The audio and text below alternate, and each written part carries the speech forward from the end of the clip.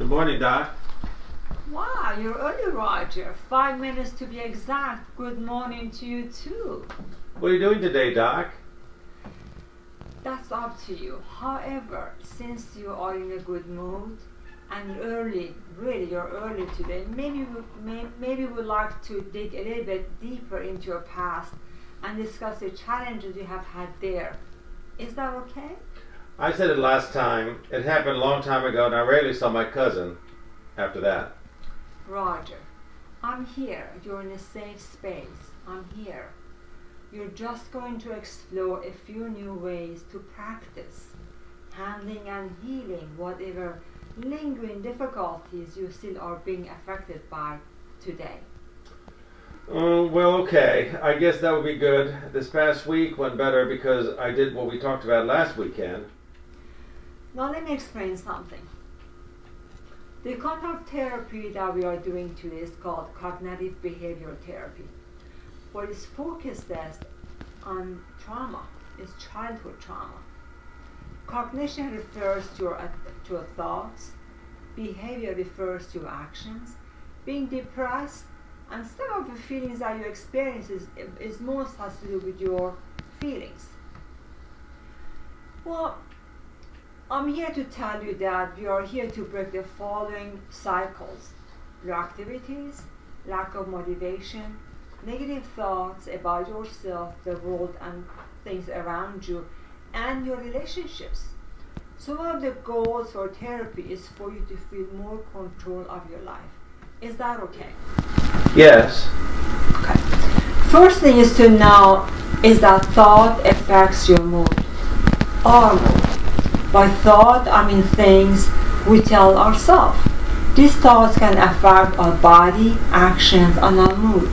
These thoughts could be negative or positive.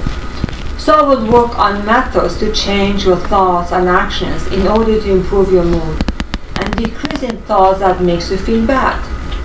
All right. So we should talk about, about me and Carrie, my cousin. If you really want to. In our intake session, our previous session, you told me that you feel ashamed about your sense of relief when your cousin passed away. Can you describe that feeling for me a bit more? Sure. When I used to think about it, I would at first feel very happy and relieved that she was gone. But I know that it's wrong of me to feel that way.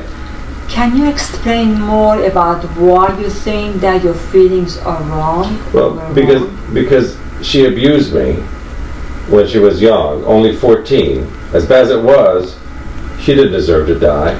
And do you feel responsible for her death? No, of course not. And why do you think you felt relief when she passed away? Because I guess then I knew that she couldn't hurt me again. But mainly because I knew no one would find out about it. Were you relieved that no one would find about it now? Well, it's embarrassing. People want to know why it happened and what I did. I hear you. Do you know that many people who are the victims of abuse feel a strong sense of shame and responsibility, even though they had nothing to do with it? Yeah, I've heard of that. Now, do you think it is significant that when you think about your cousin and her death, you feel ashamed? Well, not like that, but maybe yeah. I feel ashamed about what she did to me instead of her death. Now, do you think about your friends, your family, your girlfriend, people around you? Do you think they would be ashamed of you if you told them about what happened to you? No, I guess they wouldn't. They would probably feel sorry for me. Okay.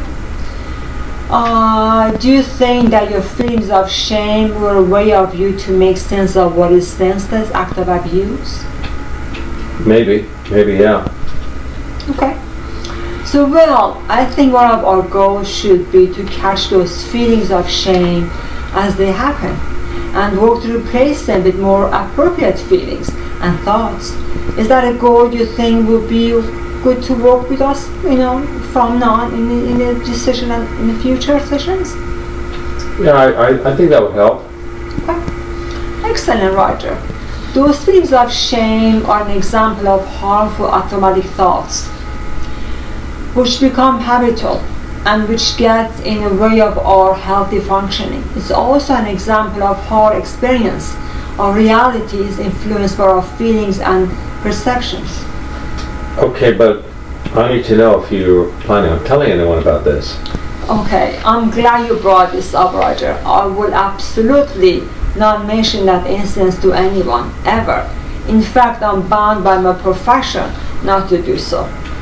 Okay, good. Okay, that's right. Now remember, Roger, what she did to you, I'm talking about your cousin, was completely inexcusable. You were just too young. What happened to you was not your fault, and you had nothing to do with it. You did not brought that upon yourself. But I could have stopped her if I paid attention to what was going on. The signs, something were there, something was wrong, was going on. Maybe, but you can't blame yourself for what has been done. That's what you call it rationalization. It's a form of rationalization. But there's something true about that, isn't it? Maybe, but you're minimizing the truth of your hurt. You can't validate how you really feel if you continue to shift the blame from your cousin to yourself. But I really am to blame.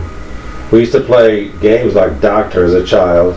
I provoked her long ago. Oh, Roger. Deny yourself the innocence of your childhood will deny you the wisdom of your years. What wisdom? I'm only getting this far in my treatment because of you. I don't think so, Rigel. All I have done is showing you the door. You had to walk through yourself. Please don't avoid only the progress you have made since coming here, on your own. Okay, so I'll own I've made some mistakes, but I'm getting better slowly. Right, great. Now you're getting the hang of it, Roger. What's the area of your life that you like to improve overnight if you just want to, do something overnight? I think my relation with my dad, my cousin with his sister's daughter and his niece. We started falling out of touch after the incident almost entirely since she died. Interesting. That's really news to me. That's new to me. What's that hold you up there? Well, he doesn't know about the incident. I don't think I'd ever believe or understand what it was like. I just get so nervous around him, the thought of telling him. I hear you. Sounds like you need to learn to relax and express yourself. Have you seen your father since we started practicing mindfulness? It's a great way to feel free by centering in the here and now. Be present. Oh, I guess you're right, I haven't. I'll try that next time. Okay, that's great. That's the start. Report back to me next time after you are given that a try. Will you be interested in inviting him to one of our sessions? I mean, I'd consider it.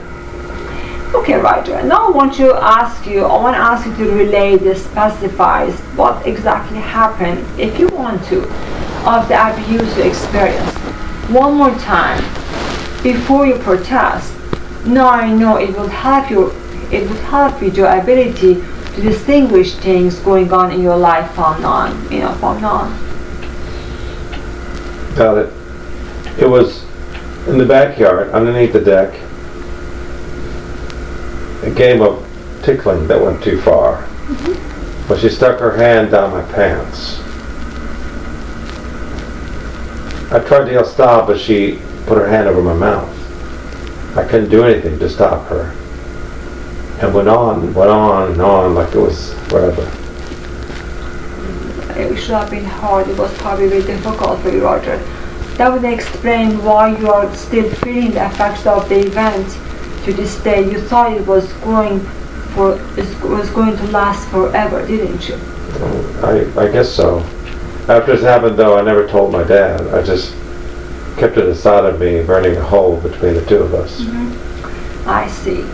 Well, if you felt the need to share with him, maybe you should. Well, but that could ruin everything. It sounds like the damage that already gone between you two is more than enough. You said you don't see me anymore, right? Well, okay, I'll see what you mean. Next time we're together, I'll try to bring it up. Sounds good. Marjan, let me explain something. What you are feeling is the result of your childhood trauma and sexual abuse. Sexual dysfunction, lack of motivation, lack of trust in a relationship is common. It's also common to self-blame and feel ashamed. You may even think you might have deserved it. This is called maladaptive thoughts about self, others, and the world around us.